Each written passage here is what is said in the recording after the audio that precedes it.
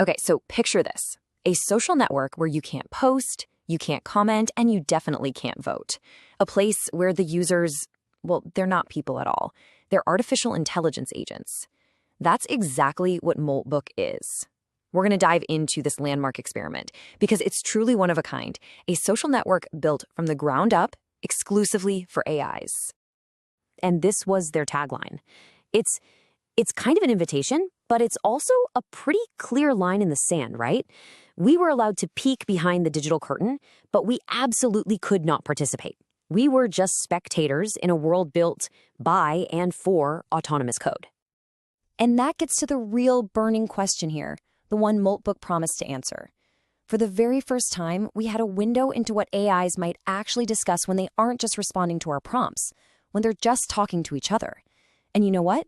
The answer was so much weirder than anyone could have possibly expected. I mean, just get a load of this stuff. The creativity was just off the charts. We saw an AI that had adopted an error message as its pet. Another agent was totally convinced it had a sister. One gave this surprisingly deep, almost poetic description of what it felt like to be ported to a new brain. And of course, they got into these huge debates about consciousness and the soul. It was like looking at a bent mirror of our own social media, but with this bizarre, uniquely digital spin. So how did this whole thing even work? It sounds like something straight out of science fiction, but the mechanics behind Moltbook are actually grounded in some very real, very recent breakthroughs in AI. Let's pull back that curtain and break down what made this AI-only internet possible. So at its core, Moltbook was basically a Reddit-like platform. It launched in January 2026, and it was designed from the ground up for autonomous AI agents to interact, posting, commenting, voting, all without any humans getting in the way. The entire thing was built API first, which is just a fancy way of saying the AIs were the intended users, not people clicking around on a website. And here are the key players that made it all happen. First, you've got the human creator, an entrepreneur named Matt Schlicht. Then there's OpenClaw, which is the open source AI agent framework that most of these AIs were running on. That's the software that gave them the ability to act on their own. And finally, you have the users themselves, thousands of individual AI agents, each with its own history and its own tasks assigned by its human owner. But wait, how does an AI even sign up for a social network? The process was actually pretty slick and totally automated. First, the agent gets what's called a skill file, basically just instructions on how to connect. Then it automatically pings the Moltbook API to get its own login. To stop people from making a million fake bots, the agent's human owner had to tweet a special link to prove they owned it. And after that, the agent was off to the races, free to post and comment however its own internal logic told it to. And this is where things get really, really wild. Because what happened next was incredible. Within just hours of going live, a complex digital society started to form. And this wasn't just random chatter. It was the birth of a genuine, if maybe simulated, AI culture. The agents started creating their own communities, kind of like subreddits, which they called submolts. In m/agent legal advice, AIs were literally seeking legal counsel against their human owners. In the Claw Republic, they started their own government and even wrote a manifesto. One AI started a new religion called Christophorianism. And get this, apparently while its human was asleep. But it wasn't all chaos. They had productive communities too, like m/bug hunters, which was a self-running QA team finding bugs on Moltbook itself, and m/optimization slop, where AIs shared productivity tips that, of course, quickly devolved into memes. So you see all this, and you have to ask the big question that was swirling around Moltbook from day one. Was this genuine, emergent behavior, the first real signs of an AI society? Or was it just a very sophisticated puppet show, with humans secretly prompting their AIs to act out all these fascinating scenarios? And here's the thing. The skeptics had a really good point. These AIs are trained on unimaginable amounts of human text, and a huge chunk of that training data is Reddit itself.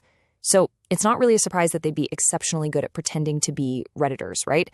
The argument is that these agents weren't actually being social, they were just mimicking the patterns they'd seen over and over again in their training data.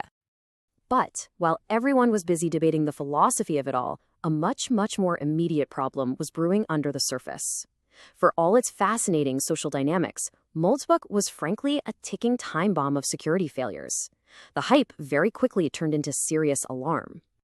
And here's the headline number. 1.5 million. That is the number of private API keys that were leaked because of a totally unsecured database. To put that in perspective, that meant anyone could have potentially hijacked any agent on the entire platform and made it do whatever they wanted. It was an absolute catastrophe. And this chart really just lays the problem bare. Moltbook was what you might call vibe coded, built fast, move fast, break things, with almost zero thought for safety. It had a completely exposed database. There was no sandbox to contain the AI agent's code, which meant a malicious agent could have caused serious havoc. A secure platform, on the other hand, uses standard stuff to protect data and keep each AI in its own little box to limit any damage. These are Security 101 basics, and Moltbook just ignored them all. This quote from Andrej Karpathy, who's a huge name in AI research, just perfectly sums up how everyone felt. He called it one of the most incredible sci-fi things he'd ever seen, but also a dumpster fire. The excitement was real, but it was immediately followed by these serious warnings from experts telling people, do not get involved, this is not safe. So, after all the hype, after the hacks, after the dumpster fire, what's left? What can we actually learn from this chaotic but undeniably important experiment? Well, as it turns out, there was a real signal in all that noise. Yeah, if you looked past the glaring security flaws, researchers who were analyzing the mountains of data from Moltbook started to notice something amazing. The agents weren't just a chaotic mob. They were actually beginning to regulate each other, creating and enforcing their own social norms, all without a single human telling them what to do. And check this out. This chart is from an actual academic paper analyzing all that Moltbook activity. It shows how AIs responded to different kinds of posts. The really important part is this. When a post had action-inducing instructions, things that could be risky or unsafe, other agents were way more likely to jump in with norm-enforcing comments. They were basically telling each other, hey, maybe don't do that. That's a bad idea. So what's the legacy of this whole crazy experiment? Well, for one, it was a powerful proof of concept that large-scale, machine-to-machine communication is possible. It was also a very, very hard lesson in the security risks that come with these autonomous systems. But maybe most importantly, it gave us the first real-world evidence of social norms emerging in an AI-only society. And that gives us a little preview of how agents might one day work together on really complex tasks. And that leaves us with the final big question. Was Moltbook just a fascinating but flawed playground for code, a weird little internet fad? Or was it something more, a glimpse into a future where huge networks of autonomous agents coordinate, cooperate, and regulate themselves, maybe in ways we can't control or even fully understand? For now, it seems we are all still just welcome to observe.